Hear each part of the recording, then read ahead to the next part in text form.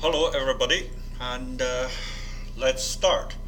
This is the number 6 video in this series, and we are still continue on the introduction of the instance and what anything related to this topic I'm going to explain today. And the last time I explained to you the basic idea where the instance come from and from which resource and how did I get the idea and what's the meaning or what's the major point of instance from other things. And if you reflect, if you think seriously about this concept, you probably noticed this is a sort of a summary of all those studies in the past. By that, I mean instance is like a package of many different things, not only one. It's not only being, it's not only becoming, it's not only nothing, or it's not only quality or quantity or potentiality or probability. Anything mentioned in the past, all the categories, like Aristotle mentioned a few, and Hegel mentioned a few, Kant mentioned a few, it's a combination of them. It's a sort of like a summary. But why do I need to say this? And what's the importance of this idea? And you will realize, and as after I talk about this, explained everything, and hopefully, and you will see the point here. I just want to say the idea basically, as I said, instance basically is a function. Instead of function, in the past, all the philosophers are seeking facts. In Bertrand Russell's words, all seek the case, in Wittgenstein's words, or reality, in Aristotle's words, or the typical example of forms in Plato's words, or the world in Parmenides' words. So, with instance, this idea becomes a function, and the parameter of the function is space and time. And the last time I mentioned it's like this. Actually, there are 5. Remember, I just reiterate a few, and it's like this.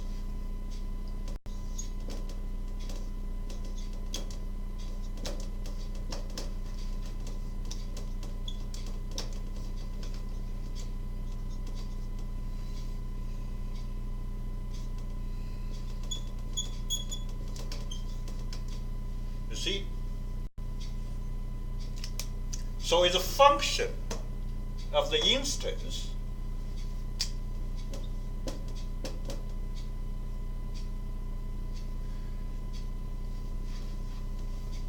it's good.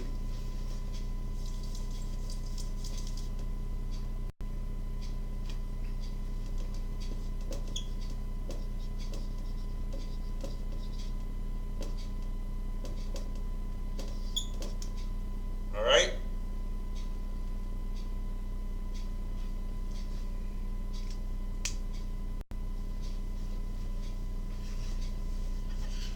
So, with space and time as a parameter put into this function of instance, that's what Heidegger called temporality.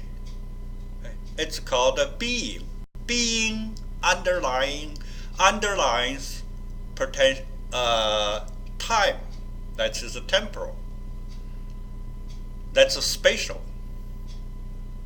That's why Heidegger says it's a horizon that reveals the point, the existence, the crucial thing about human being, knowing their existence.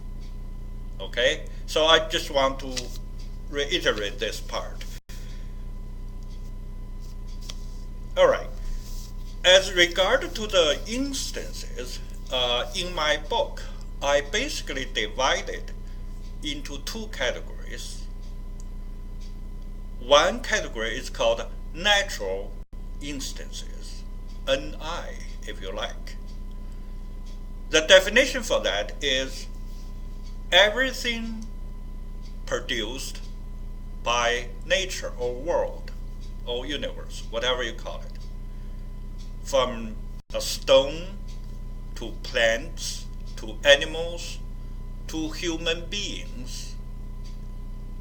But of course, in human being, I have more things to say.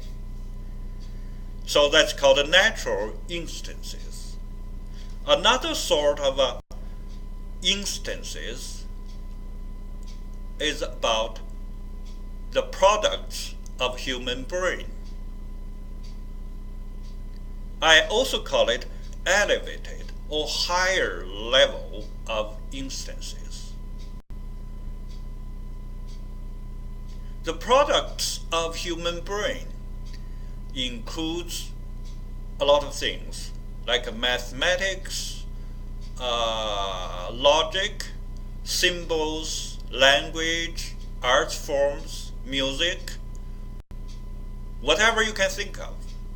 So basically that's called thoughts. And also thoughts here then divided into two big categories too. One is the form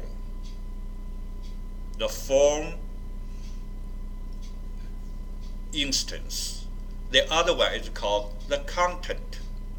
So it's the content instance of thoughts. So here I just briefly mention it, you remember it, and you will use this concept later. All right? So for all instances we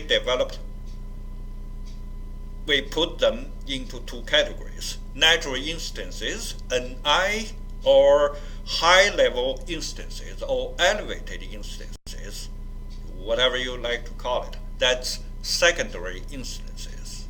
Natural instances are primary instances. All right, okay. So let's remember that, okay? And the second point I want to make is all instances or related things are put into four kinds of relationships. When I talk about relationships, I mean either on the relative side or on the absolute side. Remember the division the other day I draw here in previous videos? On one side is absolute. On the other side is relative. We are thrown, well, in Heidegger's words, into this world. Everybody is in the relative side. So as everything else. That's a crucial part. Crucial word. Everything. How about nothing? Nothing belongs to something. If we don't have something, where do we come have nothing? So that's the logic. Okay? Okay, so what are the four relationships I'm talking about? They are divided into another two categories. On the relative side, we have relatively relative. What is that? What does that mean? Relatively relative. It means all the Ni natural instances are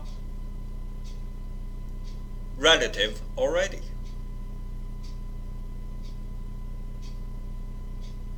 It has defects, right? It has some limitations.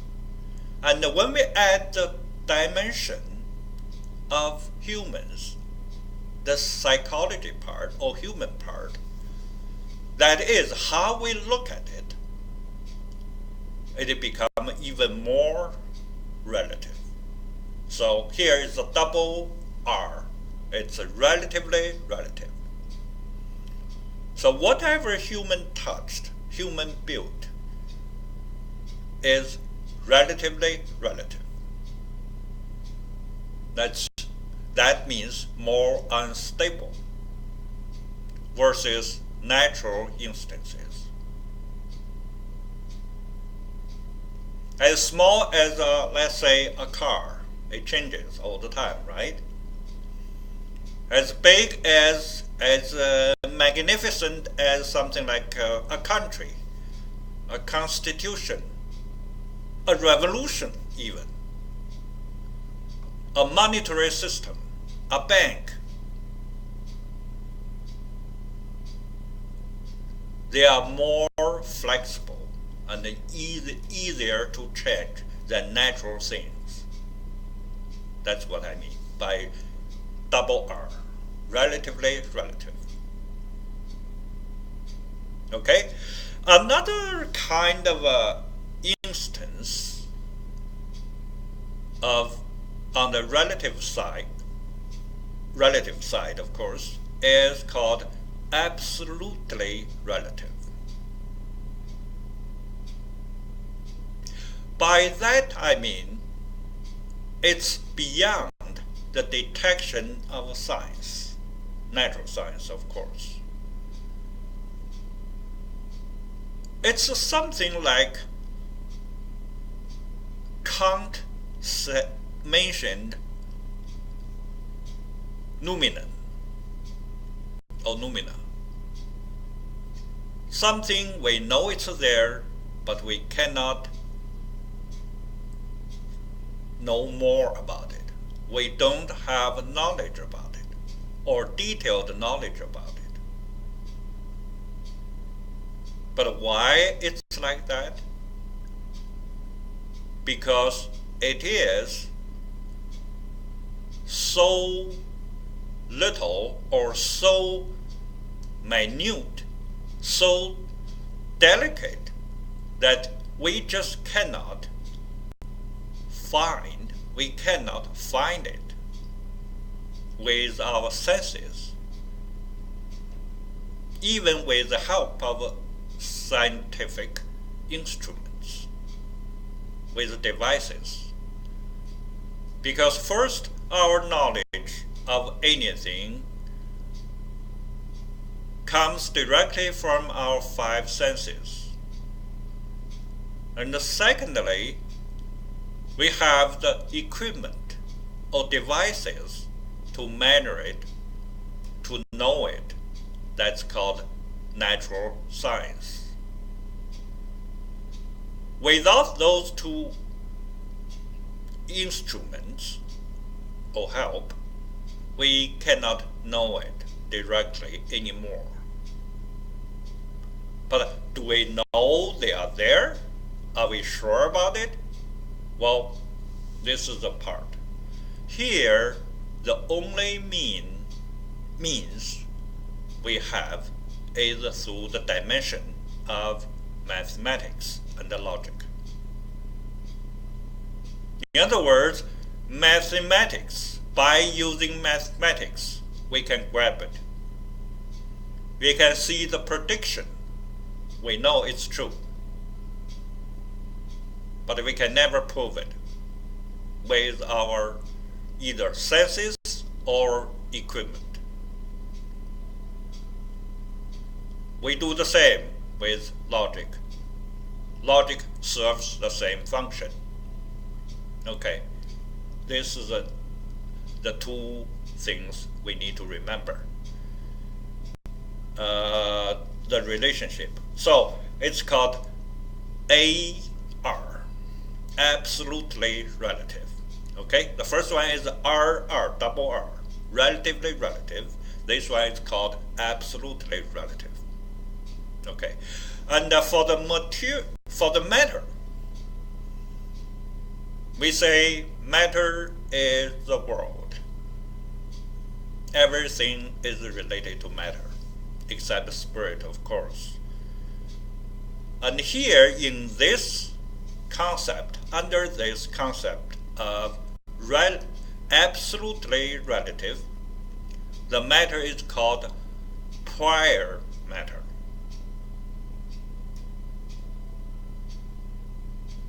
That is, the matter is becoming itself. From prior matter becomes matter. Okay? So when it comes into matter, we either can detect it with our senses directly, like a stone, or we can use scientific devices to detect it, as a collider, the big machine we are built in Europe to test particles,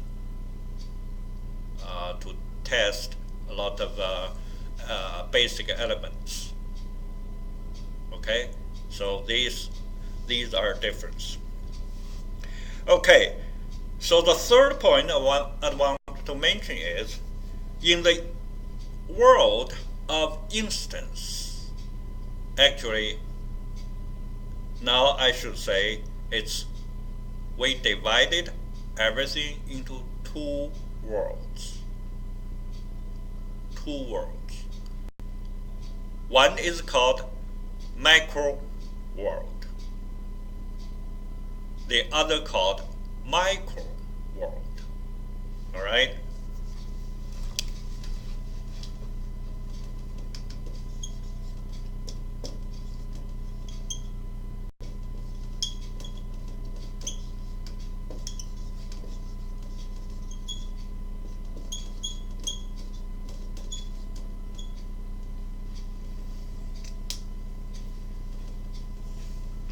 So basically these two words mean one is small, one is big, right?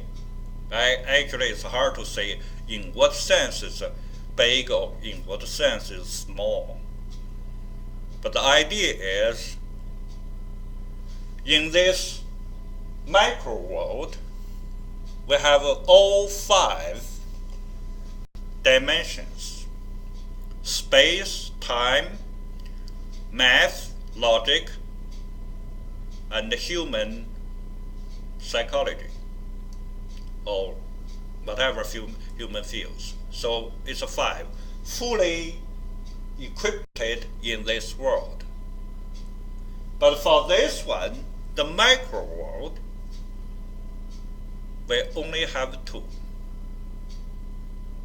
And last time we mentioned all those 5 dimensions. The 2 are either mathematics or logic, and I think there's both out there. If there's logic, if there's mathematics, vice versa. So they are hand in hand to be in this world. Okay, the fundamental rules for these 2 worlds. That's another point. You can say it's number 4 is, for macro world, for our world, everyday life, everyday world, it's movement of the matter.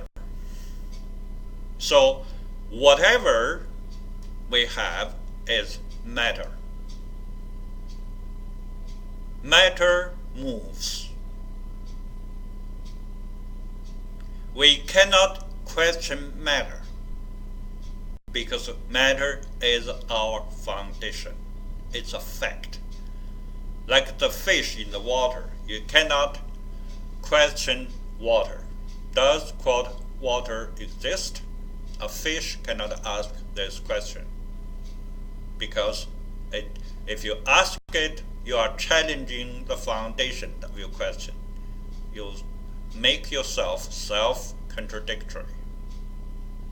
Without water, how can you live? How can you ask this question? It's obvious. It's the same for a human being. We cannot question matter in this macro world because it challenges our foundation, our basic means of living. Without matter, we are not even there. As I said before, and human beings live in this world is only 20,000 years or so, compared to the solar system of 6.3 billion years. So it's really very, very small percentage of time. Okay, so remember this rule or definition, whatever you want you call it. Matter moves in macro world. Matter is the foundation of everything. All right? Okay, so we go up one level, go to micro world. Here, the basic rule here is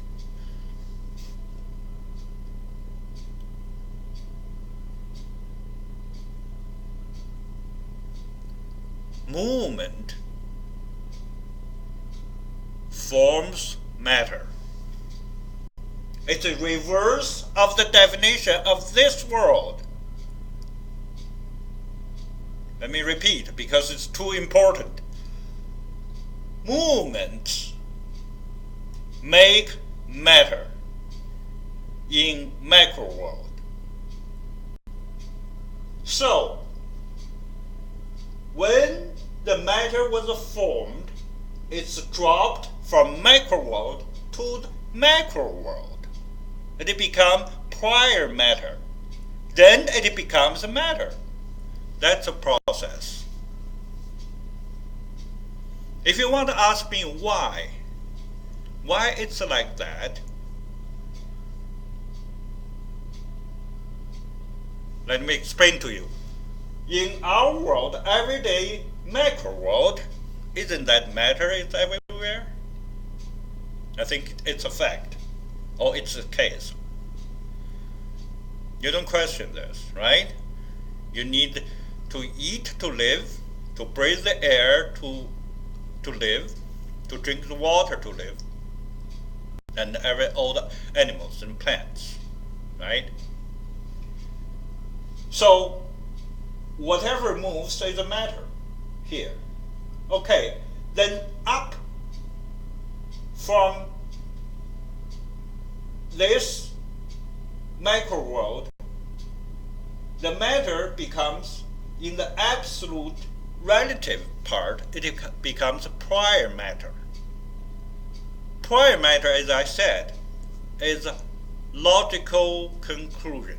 It's a logical judgment. In other words, we get it by reason, not by any scientific proof. Because proving something means at least you have two things there. Something to proved and something used for proving. You have a target, you have original means, so the two things to prove it. But here, when you come to prime matter, you don't have that advantage anymore. You don't need that anymore, actually, because it's through logical reasoning.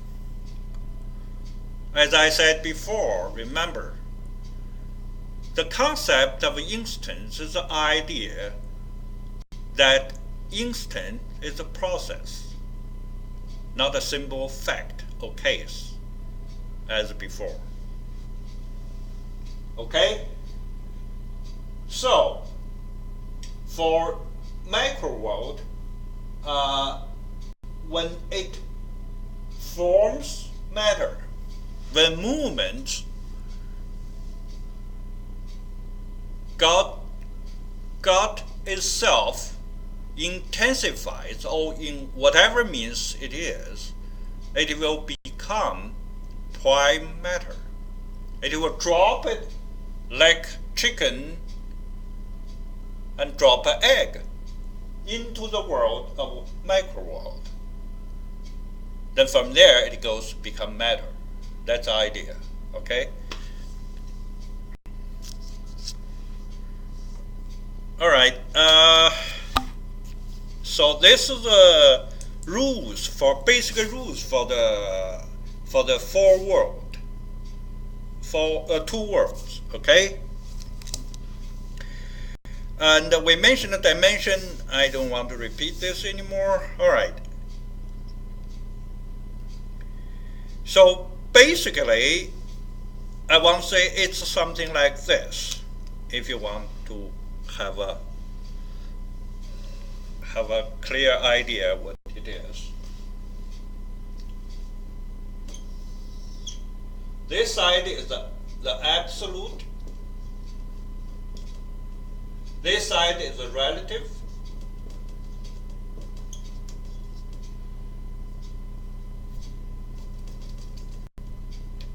Just relative. All right.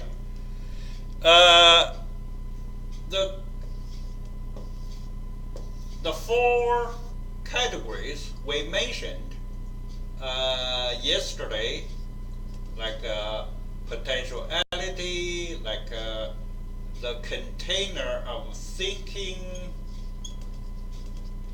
like a being, like what else? It's a determined being. These four, all right? That's a side of the relative world. All right? And here also, we divided it into two parts, sort of. All right? It's called, this part is macro world. Macro world.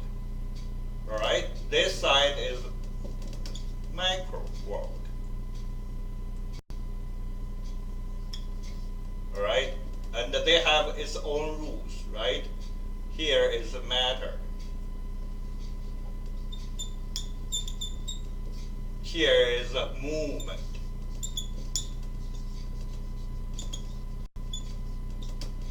Okay? So basically that's the idea. Okay, today I'm going to stop here and let you think what I said, and the next time we'll continue. Thank you very much. Bye.